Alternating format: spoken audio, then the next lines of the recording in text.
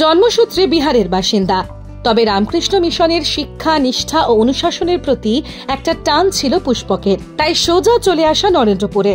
West Bengal বোর্ডে পড়াশোনা করে তাক লাগিয়ে দিল নরেন্দ্রপুর রামকৃষ্ণ মিশনের ছাত্র পুষ্পক রত্নাম। 688 নম্বর পেয়ে মাধ্যমিক পরীক্ষায় 8ম স্থান অধিকার করেছে পুষ্পক। স্বাভাবিকভাবেই তাকে নিয়ে আনন্দ গর্বের শেষ নেই সহপাঠীদের। চলুন তার মুখ থেকেই শুনে নি তার সাফল্যের পিছনের গল্পটা। পুষ্পকের বাড়ি মূলত বিহারের নালন্দায়। পুষ্পক এই মুহূর্তে আমাদের সাথে রয়েছে। পুষ্পক, প্রথমেই তোমাকে অভিনন্দন। এক্সপেক্ট করেছিলে যে মেধা তালিকায় আসবে? হ্যাঁ, এখানে যে টেস্ট পরীক্ষা, প্রি টেস্ট পরীক্ষা হয়েছিল, ওখানে যে রেজাল্ট করেছিলাম, তারপর নিশ্চয়ই কনফিডেন্স ছিল যে ভালো করবো। টেস্টে কেমন রেজাল্ট হয়েছিল? টেস্টে আমার 94.5% হয়েছিল। এখানে ফার্স্ট করেছিলাম। এখানে ফার্স্ট হয়েছিলে। আজ যখন রেজাল্ট বেরোলো, যখন জানতে পারলে মহারাজদের থেকে, কারণ এখানে তোমাদের টেলিভিশন, ফোন এই ব্যবস্থা নেই, সেই মুহূর্তটা কেমন ছিল? এখানে আমাদের ভিসি হলে লাইভ টেলিকাস্ট করা হয়েছিল, যে হেড আছেন WBS এর, অ্যানাউন্স করছিলেন। তখন আমার নাম অ্যানাউন্স করলো, সবাই বন্ধুরা অনেক সাপোর্ট করলো, আমার নাম চেঁচালো, নিশ্চয়ই খুবই ভালো লেগেছে।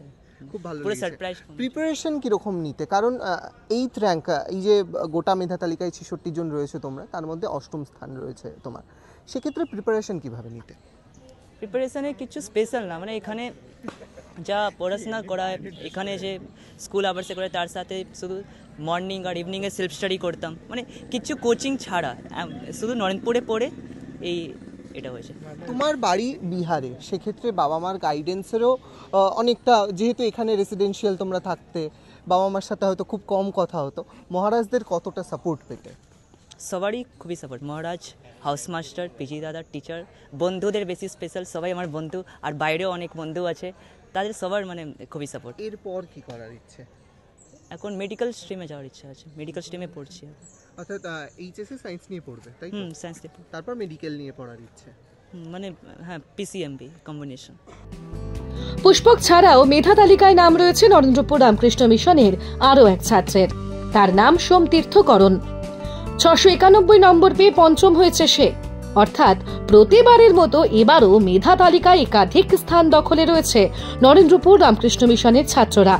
কি রহস্য লুকিয়ে এর পিছনে, জানালেন নরেন্দ্রপুর রামকৃষ্ণ মিশন বিদ্যালয়ের প্রধান শিক্ষক স্বামী ইষ্টেশানন্দ।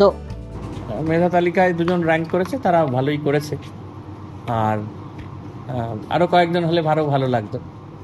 তবে কোনো সাবজেক্টে কিছু নম্বর কম এসেছে, সে কারণে হয়তো আরও বেশ কয়েকজন আসতে পারতো, হয়নি। পরবর্তী আমরা খুবই খুশি, আনন্দিত।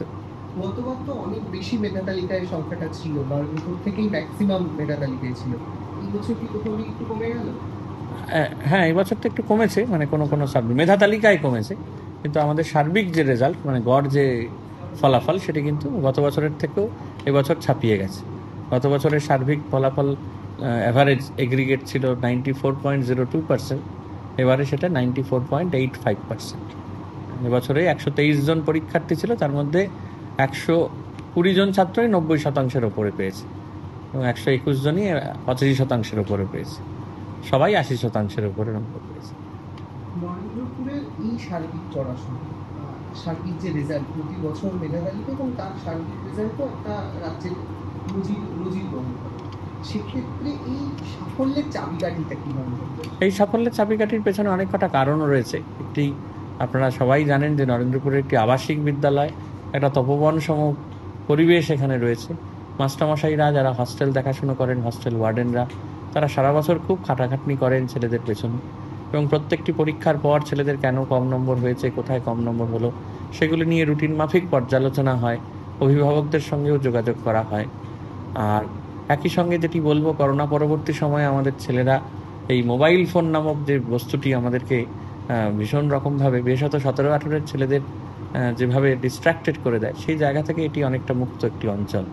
তো সেখানে কনসেন্ট্রেশনের জায়গাটা হয়তো ভালো, সে কারণে হয়তো সাফল্যের ধারাবাহিকতা তৈরি হয়েছে। সেটি ভালো হওয়ার কথা, এখন জানি না কেমন হবে, ভালো হওয়ার কথা। ছাত্ররা ভালোই পরীক্ষা দিয়েছে, দেখা যাক কেমন। ডাউনলোড করুন এই সময় অ্যাপ, iOS ও অ্যান্ড্রয়েডের জন্য।